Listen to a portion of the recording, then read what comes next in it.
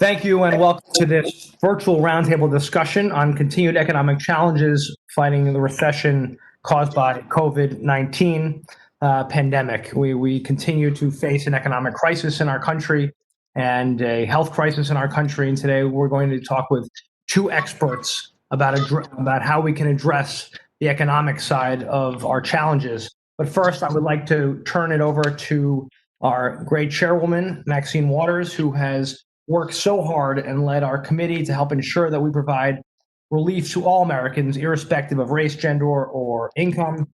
Chairwoman Waters, it's an honor to have you, and thank you so much for bringing us together today. Well, you're certainly welcome. Mr. Goppheimer, I want to thank you for the leadership that you have provided as we have worked so very hard to respond to this pandemic. COVID-19 has caused us all to have to rethink how we do everything from develop public policy to provide services, to deal with the fact that so many jobs have been lost, so many businesses have been closed down, and of course, our businesses would like very much to have as much support from their government as they can get. Many of them have been baffled about some of the discussions that have gone on, but I'm very pleased and I'm very proud that the PPP program did work out. We stumbled a little bit in the beginning, but we had a supplemental to the PPP SBA loans, and we were able to increase the amount of PPP loans that we would have available for our small businesses, and even target some of those loans to the MDIs and the CDFIs and the community banks and credit unions. We're so close to our communities. But I know that you've been paying attention to all of this. Not only are you paying attention to SBA, but you're paying attention to what the feds are doing and the facilities that they're creating, and especially the Main Street facility. And I know that you've been talking with many of the business persons in this country who have been calling you, who've been talking with you about where are we going with all of this? What is the HEROES Act? Is it ever going to get negotiated? And so you're right in the middle of this, and you're providing leadership for this issue for all of us. Your interest and your expertise on the economy is serving us very well. And not only am I looking to you for leadership, but the members of this committee understand where you've been paying attention, how you've been gathering information, how you've been talking with experts. And that's why we're here today. We're here today in this roundtable that you have initiated to not only bring experts, but to give our members an opportunity to weigh in on what the experts are advising us and what they're saying and how they're describing what is going on with this economy. So with that, thank you so very much, and I will yield back the balance of my time. Thank you, Chairwoman. Thank you for your leadership. And before we're going to turn over our panelists and introduce them, I just want to make a point that, coming from New Jersey, where we were in the eye of the COVID-19 storm so early and hit so hard, and my constituents, like so many other members who are on constituents, not only face an early health crisis, but a very deep economic crisis that continues to plague us and affecting everything from housing to food to basic needs. And of course, so many of our small businesses have been hurt so hard in our localities, in our states, in our counties. And what we need to do is get back to the table to get a next COVID package passed to help address so many issues that our constituents are still struggling with, and so much more to be done to help us through this crisis, as the chairwoman said. So we're very lucky today to hear from two experts in what their perspective on what we must do for the economy, for the sake of the economy, for the sake of our families and our businesses in the coming weeks and months. So we are joined today by Dr. Austan Goolsbee and Dr. Lisa Cook. Dr. Goolsbee is professor of economics at the University of Chicago. Previously, he served as the chair of the Council of Economic Advisors under President Obama and was a member of the president's cabinet. Dr. Goolsbee received his BA from Yale in economics and earned his PhD in economics from MIT. We're also lucky to be joined by Dr. Lisa Cook, who's a professor in the Department of Economics and International Relations at Michigan State University. Dr. Cook earned a BA from Spelman and was the first Marshall Scholar, receiving a second BA from Oxford. Dr. Cook earned a PhD in economics from the University of California at Berkeley, and she is very focused, among other areas right now, on economic growth and development, financial institutions and markets, innovation, and economic history. Just as a reminder to my colleagues, although there is no hard time limits for each of our questions today, please be respectful of each other and for the time of our guests. Again, to our guests, we are grateful to have you here today. Dr. Goolsbee, you may now give your introductory remarks. Okay, thank you, Congressman. It's good to see you again, and it's good to see some friends. Madam Chairwoman, I don't know if you want to pile on the compliments of Representative Gottheimer too much. You don't want to pump him up too much. I could listen to Dr. Cook all day, so I'm going to try to keep my remarks short so we can hear from her. And I thought I would focus a little on the health side of the crisis, talk some about unemployment, some about the forms of stimulus and rescue, and then we'll go over to her. The first thing that I would just reiterate again and again is that, as I say, the number one rule of virus economics is that the best way to deal with the economics is to stop the spread of the virus. The virus is the boss, and until we can control the spread of the virus, stimulus basically cannot work. And we've seen across states in the United States and definitely across countries around the world that until you can get control of the spread of the virus, you're really fighting an uphill battle. And that said, I'll talk in a second about stimulus versus relief, but I think the right way to think of where we are right now, and is embodied in the HEROES Act and was embodied in the CARES Act, is that this is fundamentally not traditional stimulus. The normal rules of stimulus really do not apply in a virus recession because the federal government is not going to jumpstart the economy. If we continue to have a raging health epidemic, we're in the business of rescue and relief to keep people from drowning. Or, as I say, we're burning money to stay warm until we get the furnace going again. And that's expensive. And that only works as long as you keep burning the money. And if you stop burning the money, people get evicted, people get their gas shut off, they cannot put food on the table, and small businesses close down, et cetera. So I think we've got to be in this mindset that the backdrop, you've got to stop the spread of the disease. Health expenses and interventions are economic interventions. And two, you cannot be afraid to go bold.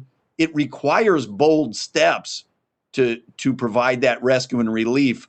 Otherwise, the things go wrong. Now, the thing is, in a way, it's optimistic to say that the normal rules do not apply because in normal booms, the unemployment rate only comes down 1 to 1.5 points a year.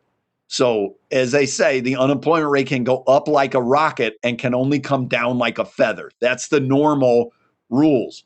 And we have to hope that that's not true. Otherwise, we're going to be 10 years before we get the job market fully back to where we were before this started. Now, it is possible that we don't have to follow the regular rules, because if we could wave a magic wand and stop the spread of the virus or have a vaccine or a treatment or what have you, I think much of the economy could go back to where it was before. So this idea that we've got to keep people afloat until we can drain the tub or whatever, I think that's the key thing. We lost more than 20 million jobs in a single month. We've now put up impressive jobs numbers, but nowhere near as big as what we lost at the beginning.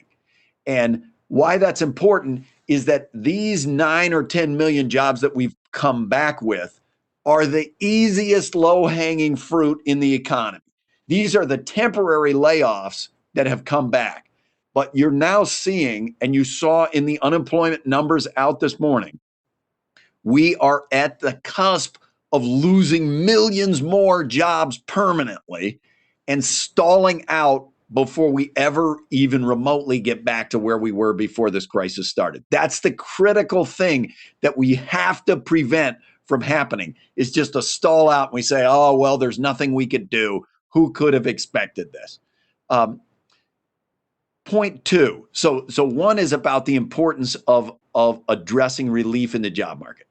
Point two, I would say that as financial services, we are going to come to the point in the rescue where, in a way, it's a debate about philosophy. In the CARES Act, there's money to everyone. There's money to the unemployed. There's money to small business. There's money to big business. It was a large collection of multiple trillions of dollars. As we go forward and the belt starts getting tighter and people are less willing to provide relief, I think you're going to see this choice of, should the help go to corporations or should the help be going primarily to people? That's a tension that we faced in the financial crisis and the last recession, you'll remember. And I would encourage you strongly to think about the money going to individuals and the people in need when we're in an environment like this, because it's not like regular stimulus. And then the last point that I would make is, when it comes time for actual stimulus, that is, once we get control on the spread of the disease, I would encourage you to be thinking a little bit outside the normal boxes of stimulus. We learned a lot from the Recovery Act about high bang for the buck stimulus. And I think if the federal government were to, for example, if we're going to be in the business of cutting taxes, cutting income taxes or sending checks to people is a good form of relief. But in a high level of uncertainty environment like this, oftentimes people will just sit on the money. So the federal government, when it comes to stimulus, helping states and local areas by subsidizing them to cut the sales tax so that you only get the tax cut if you actually spend the money, I think has a lot higher bang for the buck on the tax side than just straight income taxes. With that, why don't I stop and turn it over to Dr. Cook? Thank you, Dr. Goolsbee. Dr. Cook? Thank you, Austin, and thank you, Congresswoman Waters and Congressman Gottheimer, for convening this important discussion today. I'd like to talk about small businesses first. As of mid-July, as you probably know, all of the business closures since March 1st, of all the business closures since March 1st, 55% will never reopen again, according to Yelp. The burden of business closures is also unevenly distributed. Those firms who would have needed the funds the most to prevent layoffs and closures likely had minimal or no access to PPP. Black and Latinx owned firms were in worse financial shape before the virus than other firms, and they likely could have benefited from PPP funding, whether the outcome was preventing layoffs or remaining open. Roughly 10% more Black and Latinx businesses than other businesses report that they will close by the end of the year without more relief. Minority-owned businesses also report not being able to access PPP due to the heavy reliance on banks, with whom they have had historically poor relationships. For the same reason, the youngest firms, often the source of innovation in the economy and therefore long-run economic growth, would have been less able to take advantage of the PPP. To the extent that the PPP provided a liquidity backstop for some firms, the remaining funding in the PPP should be better targeted to minority and young firms with limited or no access to PPP in the first and second rounds. Demographic data were not collected on applications as Congress instructed, and these findings related to minority-owned businesses rely largely on survey data. Existing banking relationships are likely the most binding constraint here, and this should also be addressed in future legislation, along with issues related to collection of demographic data. With respect to implications for the long run, certainly there are negative implications for growth and innovation. If there is no intervention to help these small businesses that would disappear, there will be social dislocation as businesses anchor many communities. And definitely entrepreneurship is the standard American path to the middle class and to wealth creation. So we would see long run damage in the American economy if nothing is done. A wave of bankruptcies could ensue if small businesses cannot stay afloat, renters cannot pay their rent, and landlords cannot pay their mortgages. A rental, eviction, and homelessness crisis is imminent if no or delayed action is taken on rental and eviction assistance. Over a third of small businesses report paying reduced rent or deferred rent payments. By early June, 44% of adult Latino renters and 41% of Black renters, compared to 21% of white renters, reported not being able to pay their rent. 20% of rental households face eviction by September 30th. The CDC and HHS moratoria on evictions due to the public health crisis would be helpful. However, the moratoria only go through December 31st, and these households will still have to pay back rent before that time. This could lead to a mortgage default crisis that could undermine the safety and soundness of the financial system. More broadly, the Fed's Beige Book tells a story of where regions, businesses, and people are in this swoosh, not V-shaped recovery. The Philadelphia Fed, looming overall is the active presence of the coronavirus. New York, the rebound has stalled. Richmond, the pace of hiring is slowed. Dallas, outlooks are increasingly uncertain. So what to do? Of course, the Senate should pass the HEROES Act. And I'd like to reiterate what Austan just said, what Professor Goolsbee just said. There's no escaping the fact that we would not be here talking about this historic economic and potential financial crisis if the pandemic did not exist. Controlling the pandemic with a national coordinated strategy is paramount. Thank you. Thank you very much for your comments and for your shrewd insights, Doctor. I really appreciate that. We appreciate you having you here today, and thank you, Dr. Goolsbee, for your comments as well. Dr. Goolsbee, I will not try to pump you up either, but I will just say that in 2005, I believe it was, I saw you at a conference, and I think we were at, and I think you said to me when we were talking that you were leaving your job at the university to go work for then Senator Obama, insisting that he would be president. I think I questioned how accurate of a prediction that would be, and of course, I was wrong. So with that, I'm going to turn to you for the first question. The pandemic is attacking state and local budgets from both sides of the balance sheet because response has obviously caused very high cost for our state services. For making sure folks from PPE to our hospitals, and with decreasing revenues, it's also left large holes in our budgets. Pew has reported that states have already shed more than 1.5 million jobs, with more cuts to come, affecting our educators, our firefighters, law enforcement, and other first responders.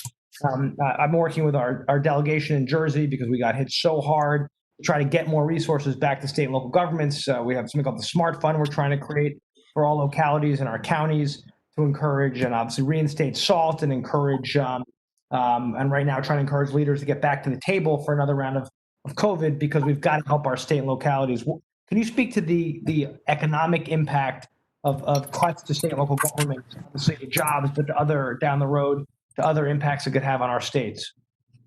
Yeah, I think it's a critically important area, and it's an area we learned firsthand in 2009 and 2010 has the danger of extending any recession.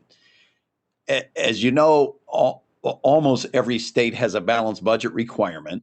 So if you get hit by a national recessionary shock, there's nothing you can do. You can't increase the revenue side, so you either have to massively lay off people, which you have already seen happen, and or substantially raise taxes in the face of the downturn. And those two things spiral the downturn in the wider economy. We certainly saw that in 2009, as I say, and you're already seeing that now. And this is deeper. This is worse. This shock that we're facing is bigger than anything in 2008 or 2009.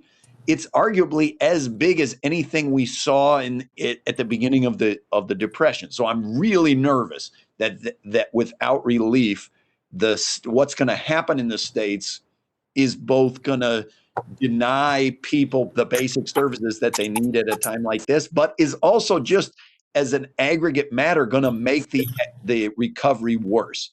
And I guess I would kind of say, if you take a step back to economic philosophy, what is the point of federal debt versus state debt? And when I hear the people criticize and they say, we don't want to subsidize states that made bad decisions.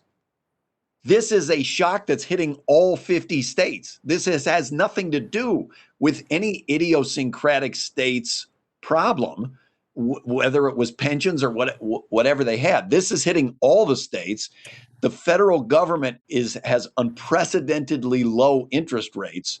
So philosophically, transferring the shocks that are hitting individual states who do not have the capacity to manage them and putting that onto very low interest rate federal debt makes perfect sense. I mean, I kind of don't understand the argument why you would not do that. Thank you very much. And Dr. Cook, to the point that's often brought up when we discuss whether or not we should help our state and local governments is one of deficits and obviously the debt, and a fear that we should not be providing more relief right now because of the long-term consequences to our economy and to our debt. How do you think we should be looking at this spending right now and spending now versus the long-term cost of not making these investments in these rescue and relief packages? How do you look at this, and how should we be looking at this, please? Thank you.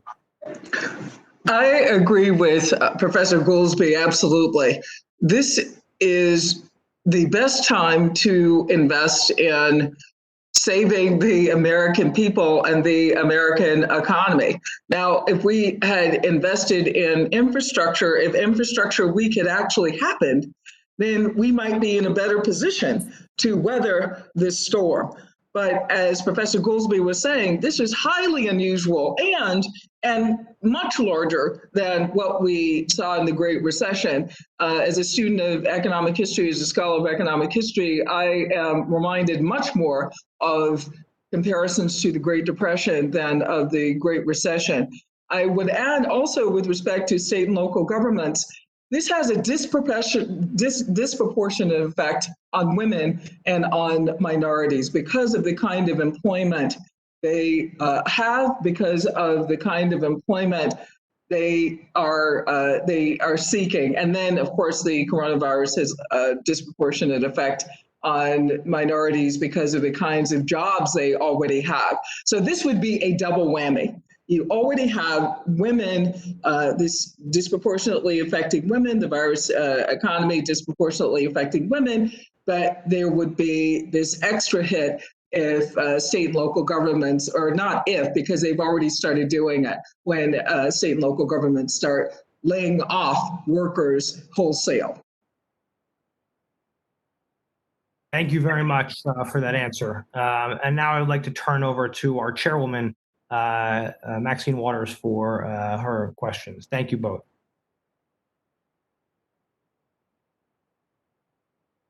Let me get this.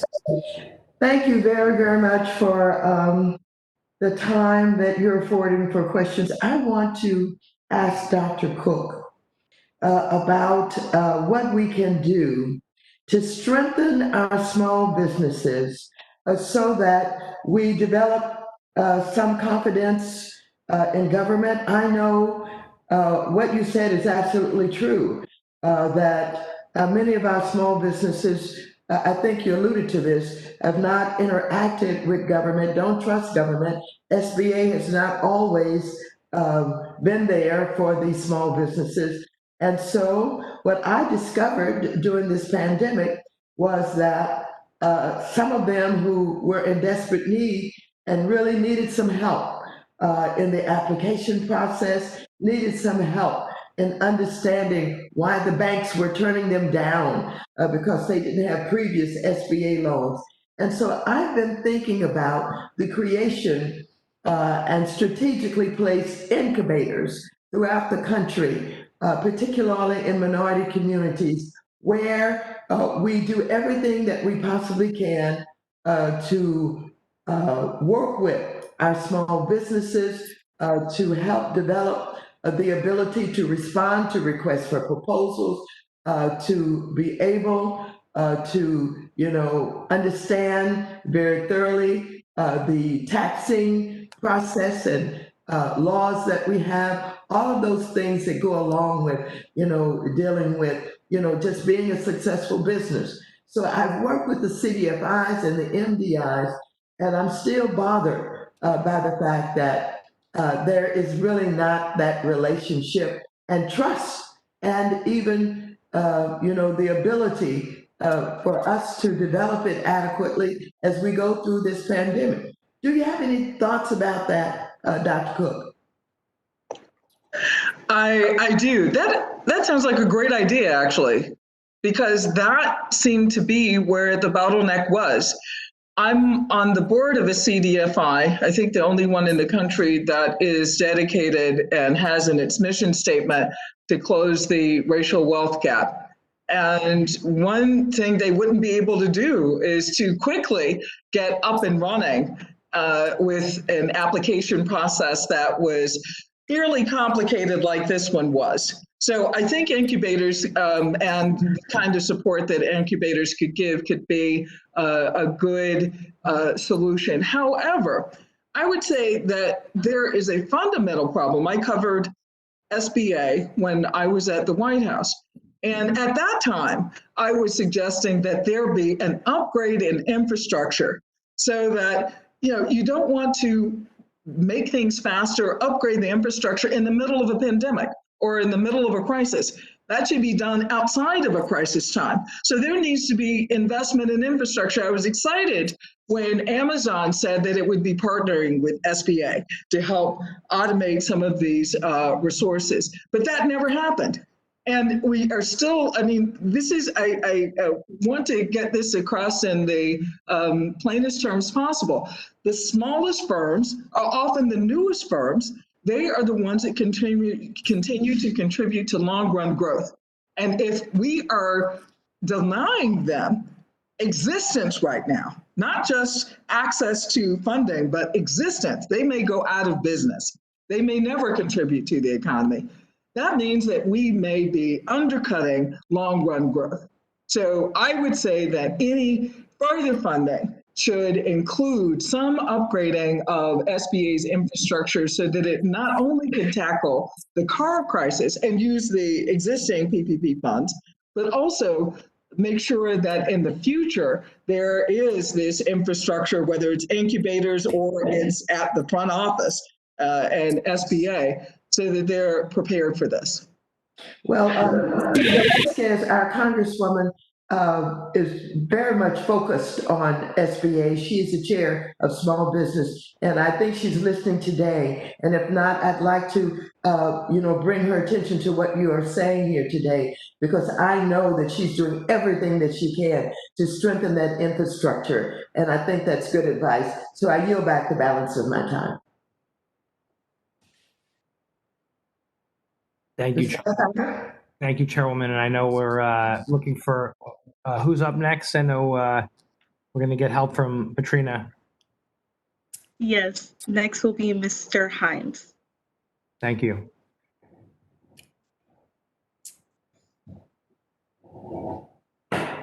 If not, we'll go to Mr. Foster for his questions. Okay, let's see. Am I audible here? Sounds like we've got Jim back there. Sounds like Himes. Yes, sounds, Okay, great. Mr. Himes?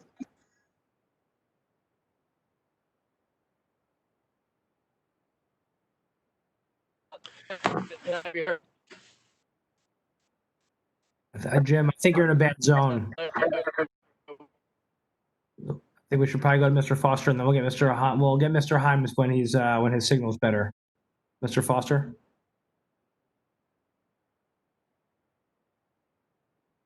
Let's see. Am I audible? Invisible? All right. Well, my apologies for that. Let's see. Two questions. First, do we know much about the permanent shifts in our economy that are going to result from this?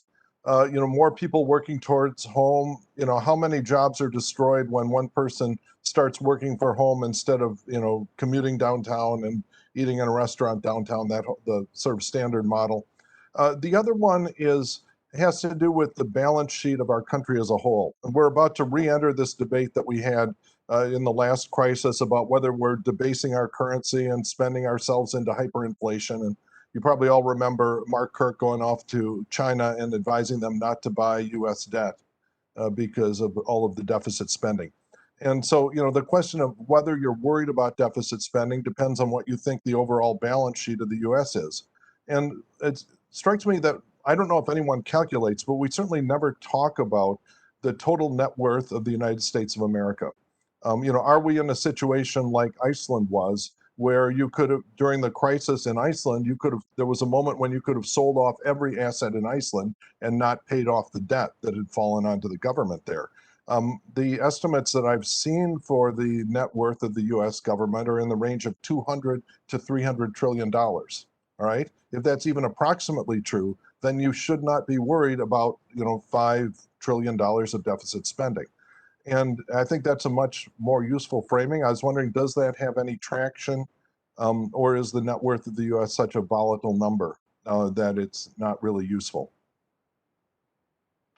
Well, why don't I start with that one? And if Professor Cook has that, then she can fill in. Those two very different questions, obviously. Yeah. On the question of what's permanent and what's temporary, it's not like we've totally worked that out. The economists are kind of arguing about that on the economic side. It depends very much in an obvious way on how long is this going to last. If we got control of the virus in a way that other countries did, let's say within the next couple of months, then the question of, are airlines coming back? Are restaurants coming back? Are personal services coming back? Sports, leisure, and entertainment, movie theaters, big chunks of the economy, each of those. Are those coming back to what they were before? Or is there going to be some permanent shift in our travel patterns and whether we're working in offices and things like that? That can't be resolved until we resolve this. How long is the virus going to last? And if the virus is going to keep going for a long time, then the implications for de-urbanization, ranging from that to how are we going to conduct is everybody going to learn to cook and we're all going to eat our food at home when pre-pandemic something like 8% of the entire workforce of the United States was in the restaurant sector? I think we're going to have to confront some issues like that. On the net worth of the U.S. government, as you know, because of the way the government uses cash accounting, we don't really have, it's not like a company, so we don't really have a balance sheet formulated like that. My intuition is very much in the style of what you're describing, that the asset side of the balance sheet for the U.S. government makes me laugh. I mean, it's absurdly high. If you think of what's a debt capacity of the U.S. government, it's vastly in excess of where we are now. And it's not perhaps the greatest in the world, but it's far, the reason why George Bush could cut taxes $2 trillion unpaid for and spend more than $2 trillion on wars unpaid for, and then Donald Trump could cut taxes another $2 trillion unpaid for, and then we could have $3 trillion of COVID relief unpaid for, and the interest rate is not even remotely going up, is because I think the problem of deficits and debt is not that they're going to induce a fiscal crisis in the short term in the United States the way it might in Greece or some lower income country. It's that you want to, in the long run, make some distinction, some determination of who's going to pay. Are you comfortable with the problem is not that it raises the interest rate, it's that you have to pay back the money. And so do you want grandkids to pay it, or the kids to pay it, or the people now to pay it? Are you going to take it out of retirees? Are you going to take it out of high income people, pay higher taxes? All of those are policy choices you can make. I think the argument that debt and deficit mean we cannot afford to either make investments or deal with the short run crisis is totally wrong-headed. I think that's deeply wrong. You saw that line of reasoning was wrong in 2009, and it's even more wrong today, because this is a hopefully temporary shock. As I said, this is quite literally analogous to Dwight Eisenhower saying, well, it's time for the D-Day invasion, but let's pull in half the boats because we don't have a pay for, and we can't keep this invasion revenue neutral this year. That's the whole purpose of federal debt should be that if we have temporary massive shocks exactly like this, that you spread it out over time. And there's no problem doing that. I would just add that the framing of the net worth of the United States, I think, can be helpful for some. I think that the analogy to the household is the least helpful. And that seems to be the one that is embedded in most people's minds, that the US government is like a household that has this limited on each side spending capacity and revenue capacity, and that's not the case for the United States. And I would say also that Iceland was a special case. Iceland is a much smaller economy and a much more open economy than the United States. We're not Zimbabwe. We are not worried about inflation at this juncture, and we don't have the same policy, same institutions as a place like Zimbabwe or Iceland.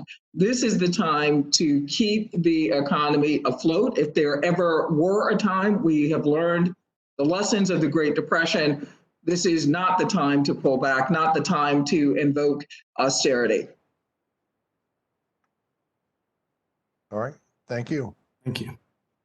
Thank you. And now, if it's okay, we'll turn to Mr. Himes, who's back. Yeah, thank you. Sorry about that. And thank you to Austan and Dr. Cook for your great insights. And Josh, thanks so much for organizing. One simple question. We spend a lot of time and have spent a lot of time, sort of talking about the various measures that the follow-on CARES heroes could take here.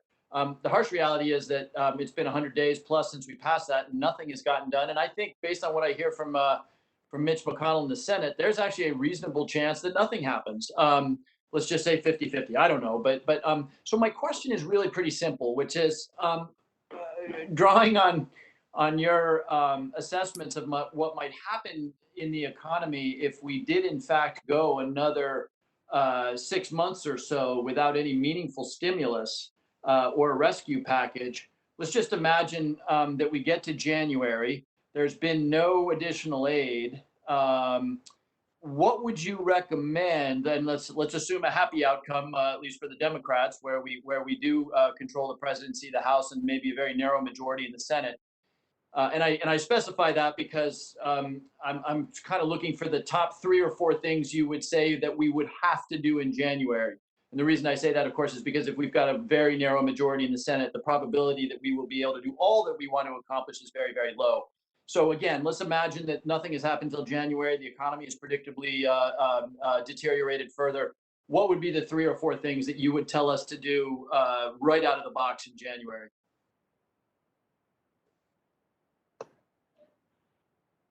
I'll start if Austan doesn't want to jump in right now. My chief worry is controlling the virus, a national coordinated strategy for the virus, controlling the virus. Number two is the mortgage, bankruptcy, rental, eviction crisis, the financial crisis that I think is just looming. And we've already seen banks put aside excess reserves for the kind of defaults on loans that they are anticipating, the loan loss reserves that they are anticipating.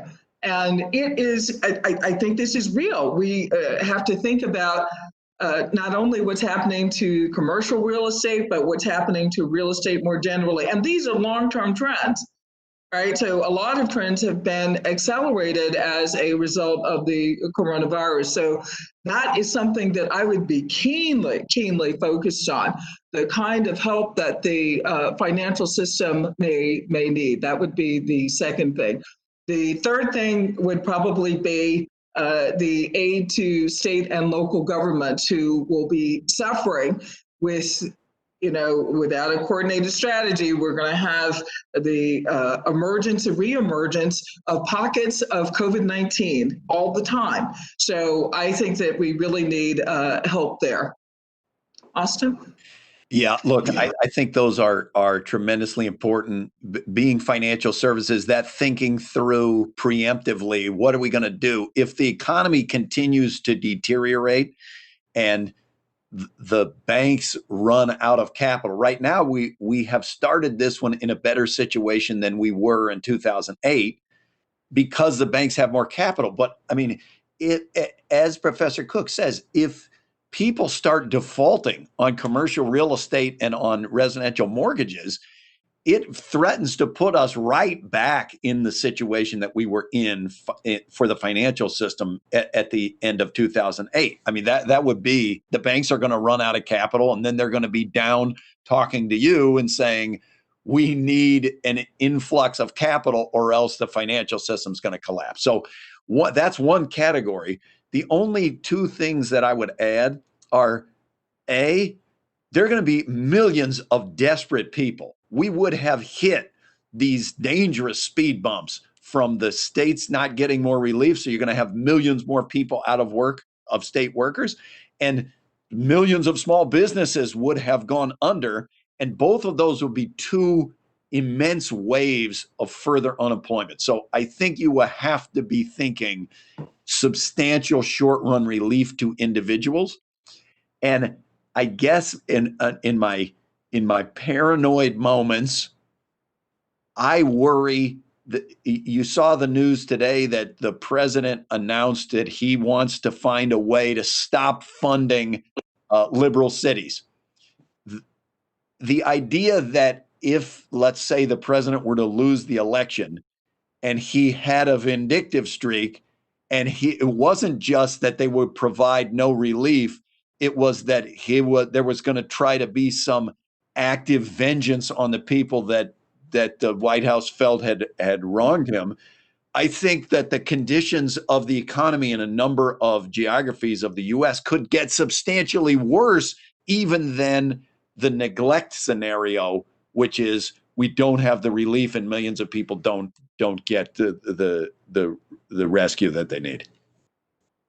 Thank you. I really appreciate that answer. And it's funny, if you'll indulge me for 15 more seconds, those of us on this call, and I think there are at least three of us who were involved in the creation of Dodd-Frank, one of the dogs that hasn't barked in this crisis, of course, is that the banks have actually been well capitalized and they've been able to absorb forbearance and all these sorts of things. I've actually been pointing out that, all of those people who said that Dodd-Frank was going to be a complete disaster, people we're wrong. don't one of get the bright lights that we have here is that the financial sector has remained stable, but boy, do we take your warning seriously. That can't last forever. And the last thing we need is a return to 2009. But anyway, I won't go on. Thank you very much for that perspective. Thank you. Next, we will go to Mr. Lynch for his questions.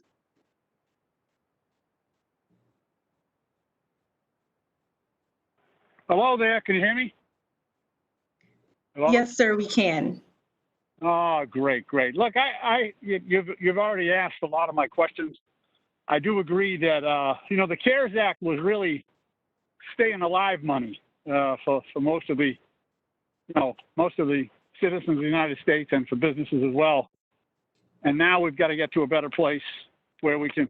Otherwise, we're just on a rope. It's going to be very difficult. So I appreciate your input, and very grateful that Mr. Gottheimer put this together. I'm in the middle of a run along the Atlantic, and I'm just going to listen into the rest. Thank you very much. Have a good day. I yield back. The run on the Atlantic sounds pretty good. Yeah, how far has he run so far? He is going to outrun you, Dr. Goolsbee. Yeah, and he's made it through the primary. Yeah.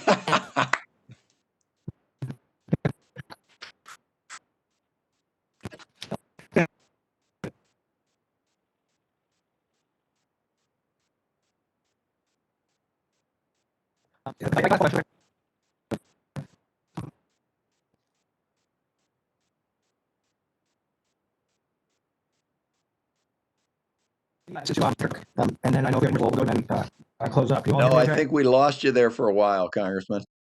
Oh, am I back? Yes, sir. I think I'm okay. Sorry, I have some internet issues.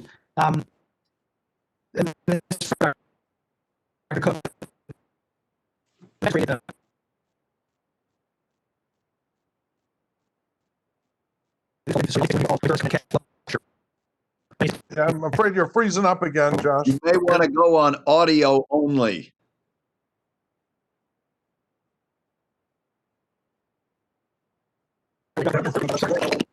Yeah, so much for butt in. Take your habits from your progress. Uh-oh. I'll skip. Trina, why don't we skip me? Okay. We'll skip. Yes, Mr. Gottheimer. Well, we want to thank. We'll just skip me. Go ahead. Keep going. All right. Yes, Mr. Gottheimer, if you are prepared to close the roundtable, you can do so now. Okay, well, if you can't hear me, I apologize, and I'll turn to the chair to close. But I just want to thank everybody for participating today. Very grateful for your comments and your time. I really think you brought a lot of insights to the table as ever. Thank you both so much for your leadership. Thank you. It was an honor to be invited. Yes, thank you so much. Thank you, everyone. Thank you, Dr. Cook, and thank you, Chairwoman, for hosting, for allowing us to bring everyone together today.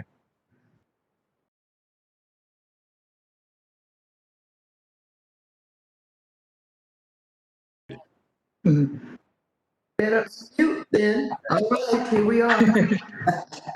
Let me thank both Professors Goolsbee and Cook for being here with us today. I've enjoyed very much listening to your comments and your analysis of what is happening with this virus.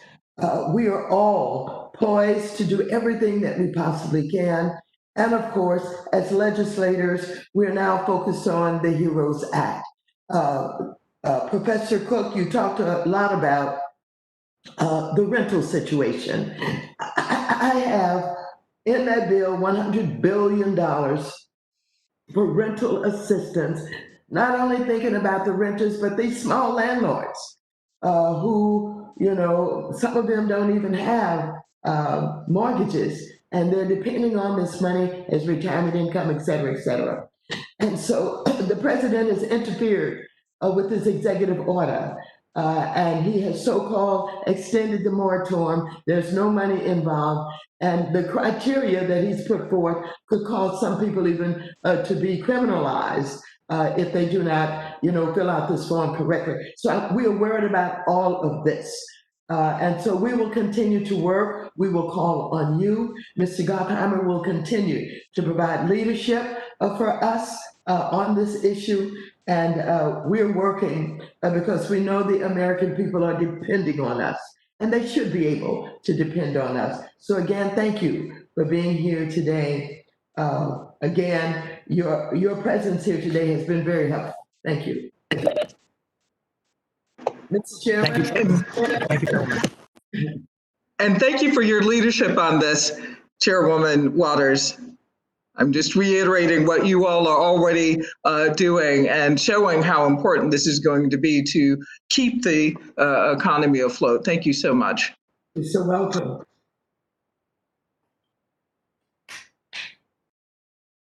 Yes, this roundtable is now concluded.